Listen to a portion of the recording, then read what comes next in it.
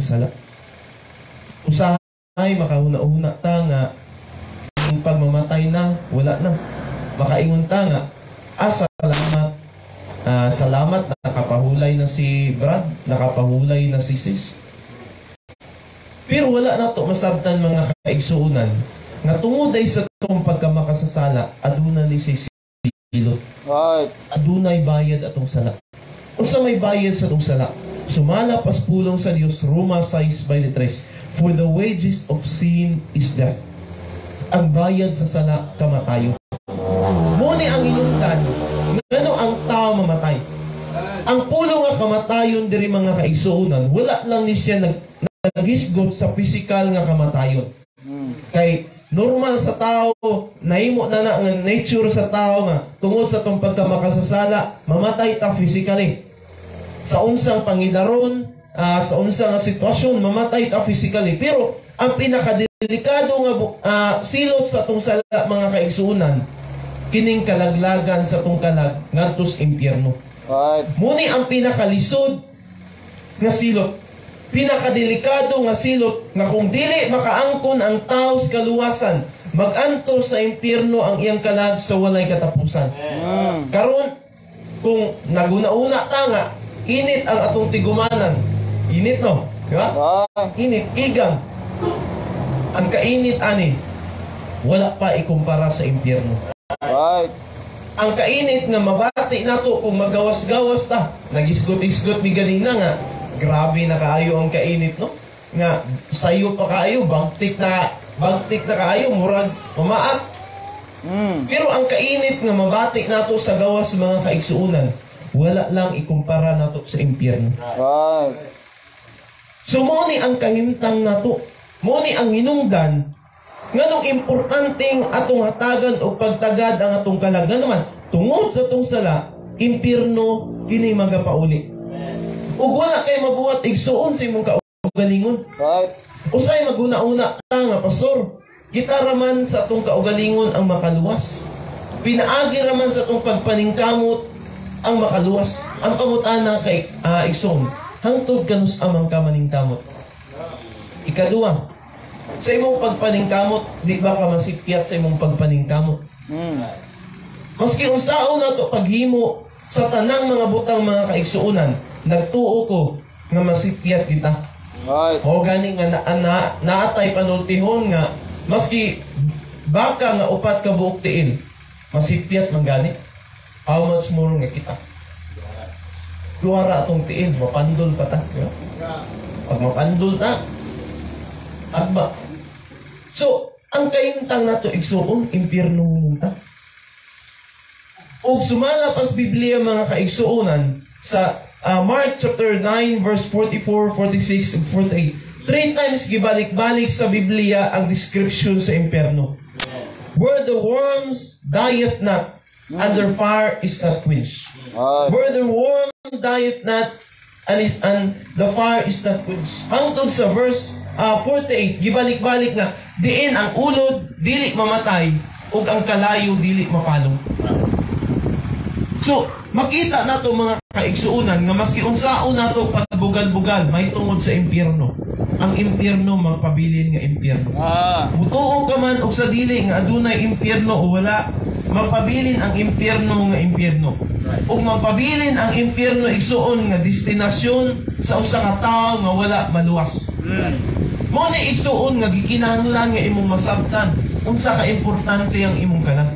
Gikinahanglan nga imong hatagan og dako nga pagtagad ang imong kalag.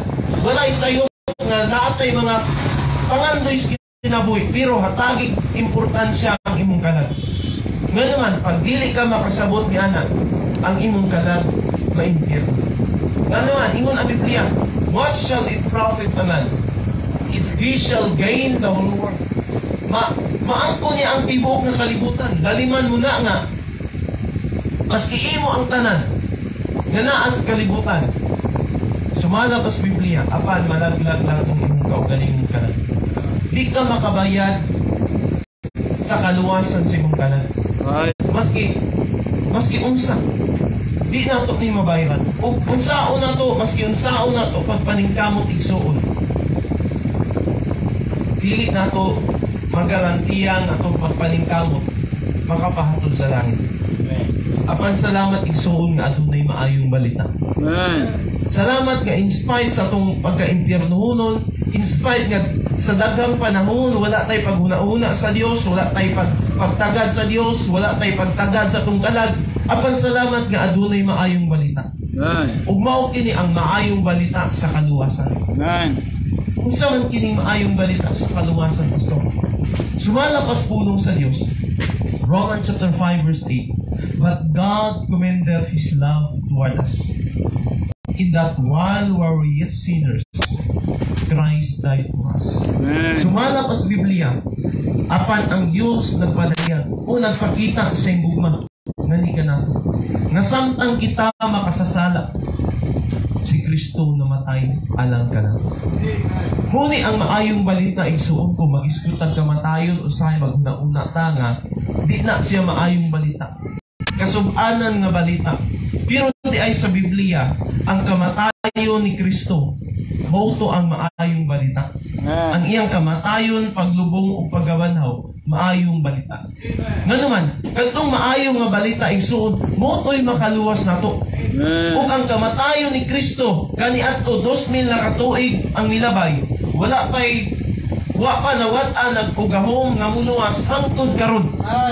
Mo na hinungdan mga kaigsuunan nga tugay ng panahon naghatag na ang Dios og paagi nga ikaw ug ako maluwas. Asa man ta dapat maluwas gikan sa atong kalaglagan sa impyerno. Makalikay ta sa gitawag nga impyerno sa takna nga moabot nato ang kamatayon. Kanus ama nato madawat, pastor? Kanus ama nato dapat dawaton ang kaluwasan hangtod samtang karon buhi pa ta. Gikinahanglan nga karon igsuon, gikinahanglan nimong siguraduhon ang imong kaluwasan. Sa unsang paagi pinaagi ni Kristo. Karon unsa may buhaton nato? Humana ang gihimo ni Kristo, ipakamatian ta niya, bayad sa atong sala, paghugas sa atong sala. Karon unsa may atong part karon? John chapter 3 verse 16. Usa ka common nga verse. For God so loved the world that He gave His only begotten Son, that whosoever believeth in Him should not perish, but have everlasting life. Higugma ta pag-ayo sa Dios nga tungod ni anak iyang gihatag ang iyang bugtong anak. Unsay promise sa Bible, that whosoever, bisan kinsa but pasabot, unsa may imong kaniadto, unsa may kaning kagikanan nimo, unsa may dagan sa imong kinabuhi kaniadto, walay gipili. Si bisan kinsa nga musalig kaniya, di gayud malaglag apan makabaton hinuon sa kinabuhi dayon. Ang tingwa sa Dios nga dapat imong buhaton, nga imong saligan ang gihimo ni Kristo. Nga mao lamang ang sulong paagi sa kaluwasan. Imo siyang saligan nga imong Ginoo personal nga manluluwas sa imong kanan. Wala na ilain. Kung mag-iskutag bugtong mga kaigsuunan, wala na gilain. John 14 verse 6, Jesus said unto him, I am the way, the truth, and the life. No man cometh unto the Father, but by me. So si Kristo lamang ang dalan, kamatuoran, ug ang kinabuhi. Walay makaadto sa Amahan, kundi moagi kaniya. Muna nga igsuon, ang tingwa sa Dios nga imong siyang saligan, nga imong Ginoo personal nga manluluwas. Nga naman, ang saad sa Dios, saliya nga imo siyang saligan, makaangkon ka sa kinabuhing dayon. Ug imo siyang dawaton sulod sa imong kasing-kasing. Nganong kinahanglan man natong dawaton, pastor? Nabantay ta. For God so loved the world that He gave, gihatag niya His only begotten Son. Subot pasabot, gihatag si Kristo nga mooy paagis kaluwasan. Tungod kay gihatag na, gikinahanglan na lang natong dawaton para maangkon na nato. Dugay ng panahon, gihatag na ang kaluwasan. Pero igsuon ang gihatag biya. Naragay duha ka butang ang mahimo nimo sa gihatag. Makabenepisyo ka sa gihatag kung imong dawaton. Dili ug ka makabenepisyo kung imong isalikway. Ang kaluwasan igsuon, gihatag na. Pero nagpaabot ang Dios nga muhimo kag desisyon nga dawaton nimo siya sulod sa imong kasing-kasing. Sa unsa nga paagi, Pastor? Romans chapter 10 verse 13 o verse 9. Romans chapter 10 verse 9. Romans chapter 10 verse 9. Sumala paspulong sa Dios. That if thou shalt confess with thy mouth the Lord Jesus, and shalt believe in thine heart that God raised him from the dead, thou shalt be saved. Na kung imong isugid, pinaagis yung bakbak ang Ginoong Hesus. Ug tuuhan sa imong kasing-kasing nga ang Dios mibanaw kaniya gikan sa mga patay, ikaw maluwas. Amen. Buot kasabot ison, if thou shalt confess, imong isugid sa imong bakbak sa unsa nga paagi, pinaagi sa kinasing-kasing nga pag-ampo. Pag-ampo sa pagdawat ni Kristo. Nga naman, in verse 10, ingon ang Biblia, for with the heart man believeth unto righteousness, and with the mouth confession is made unto salvation. Kaya pinaagi sa pagsugid sa mga baba, makahatod ngadto sa kaluwasan. Buot pasabot nga igsuon, nga kung imong isugid si Kristo, imong isugid nga ikaw sa kadakong makasasala, imong isugid nga imong hinusulan ang imong sala, imong tuuhan nga si Kristo lang ang makaluwas, ug imo siyang dawaton sa imong kasing-kasing nga imong Ginoo personal nga manluluwas. Ingon ang Biblia, and made unto salvation. Makahatod kanimo sa kaluwasan.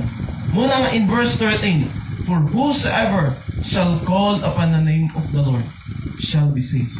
Kung imo siyang tawgon, pinaagi sa kinasing-kasing nga pag-ampo, ang Biblia nagsulti, ikaw maluwas. Igsuon dugay ng panahon gihatag ang kaluwasan. Pero naan nimo ang desisyon. Kung tinguha nimong maluwas, tinguha nimo nga usa ka adlaw, kung moabot nimo ang kamatayon, langit pauli ang imong kanag, dawata siya. Apan kung wala ka nagtuo nga si Kristo lang ang makaluwas, pwede nimo siyang i-reject. Pero hinumdumi igsuon ni gala, dili nimo maangkunan ang kaluwasan. Dili mausab ang prinsipyos Biblia nga si Kristo o si Kristo ra gyud ang makaluwas sa imong kanan. Muna karon nga igsuon, kung tinguha nimong dawaton si Kristo, imbitahi siya. Pinaagi sa pag-ampo. Dawata siya, sulod sa imong kasing-kasing. So mag-aampo sa kan. Ginoong Dios, salamat sa imong kaayo. Salamat nga naiwali ang imong pulo. Wala ko masayod kung unsay mga nasabta nila. Apan tuguti, Lord, nga ang pulong nga imong gipugasan ng kasing-kasing. Utubo kini og masabta nila nga wala nilain nga paagis kaluwasan, pinaagi lamang kanimo. Pinaagi ugad sa mga balang espiritu, ikaw magapanglihok silang kasing-kasing. Nga dunay tinguha, nga dawaton kanila. Yan ang Ginoo personal nga manluluwas. Samtang nagadukot ang siyang ulo igsuon, nagpiyong ka sa mga baba, nagapiyong ka sa mga mata. Wala ko masayod unsay nasabtan nimo sa mensahe karon. Apan kung imong nasabtan nga si Kristo lang ang makaluwas, ug desire nga imo siyang dawaton sa mga kasing-kasing, aduna ko'y pag-ampo nga buhaton igsuon. Kini nga pag-ampo sa kini ka pag-ampo sa pagdawat.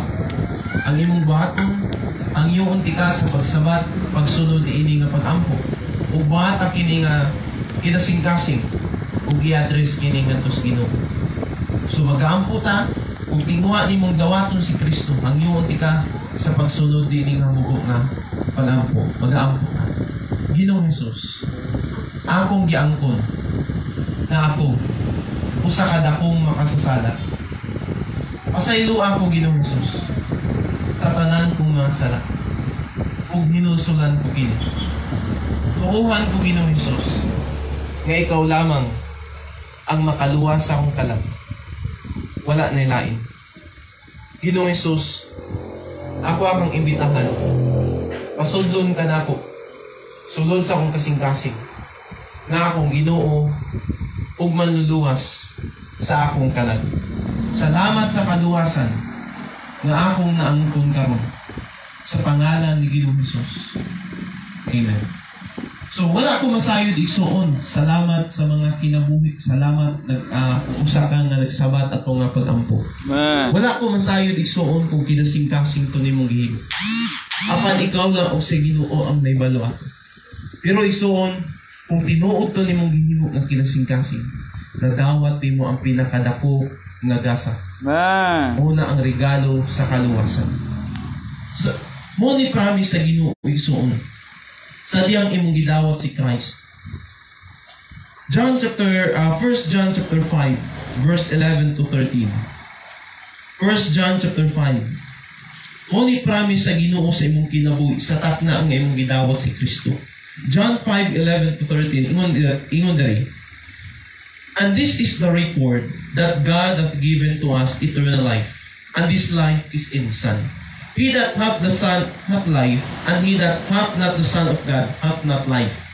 These things have I written unto you, that believe on the name of the Son of God, that ye may know that ye have eternal life, and that ye may believe on the name of the Son of God. Sumalapas pulong sa Dios, ug mao kini ang pamatuod. Buot kasabot ison, gipamatud antas pulong sa Dios.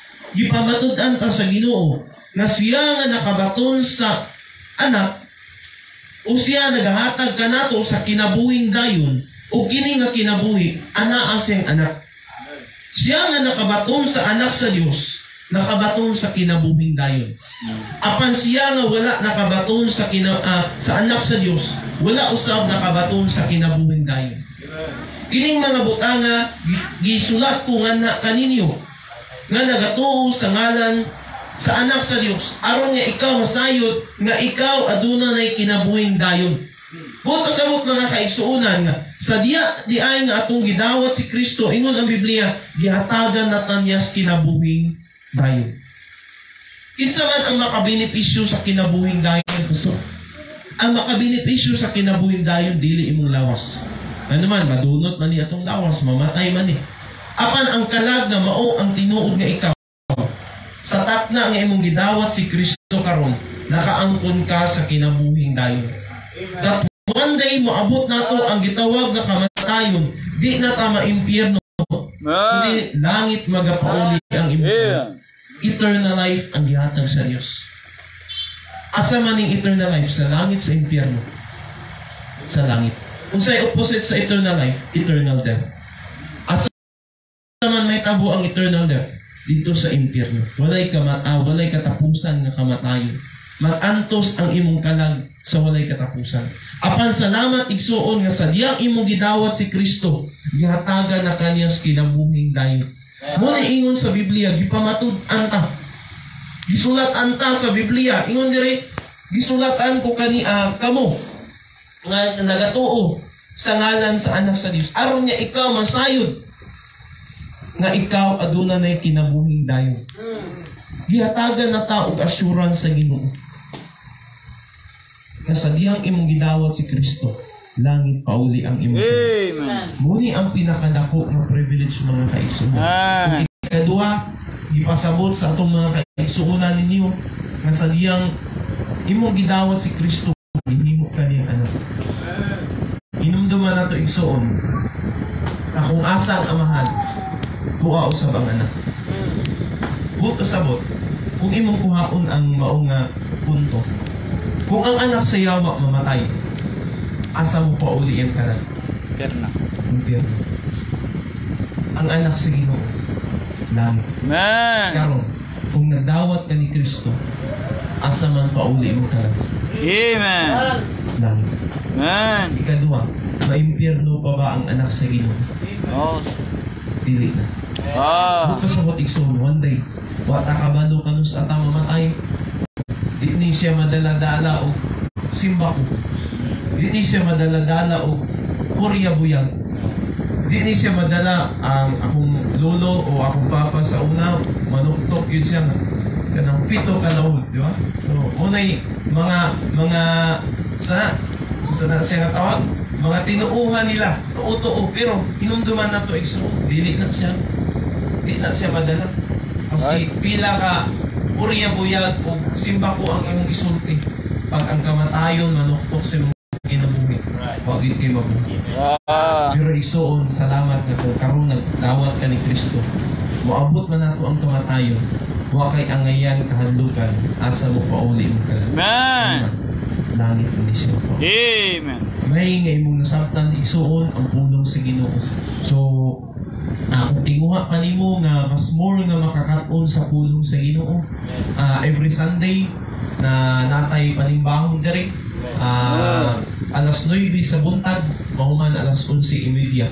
So kung tinguha nimo nga mas more pang makakaton sa pulong sa Ginoo, welcome ka diri.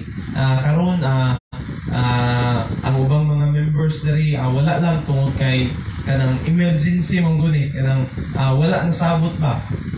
Pero sa sunod nga sa Domingo na tayo mga kaigsuunan nga moapil. Salamat nga kung tinuod ka nga nagdawat. Nahimo na ka nga o nakaangko na ka sa gitawag na kaluwasan. May nga kung nasabtan ang pulong sa Ginoo and God. Okay. So basin kung tingwa nimo nga aduna tay mga